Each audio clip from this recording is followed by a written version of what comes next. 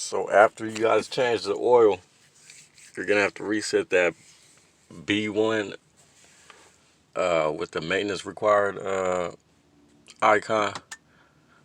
So you're gonna press the start button twice, and then you're gonna go over here to the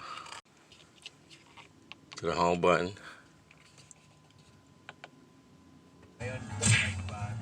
Hold the home button. Go over here to maintenance. Push enter. Go down to oil life. And hold enter.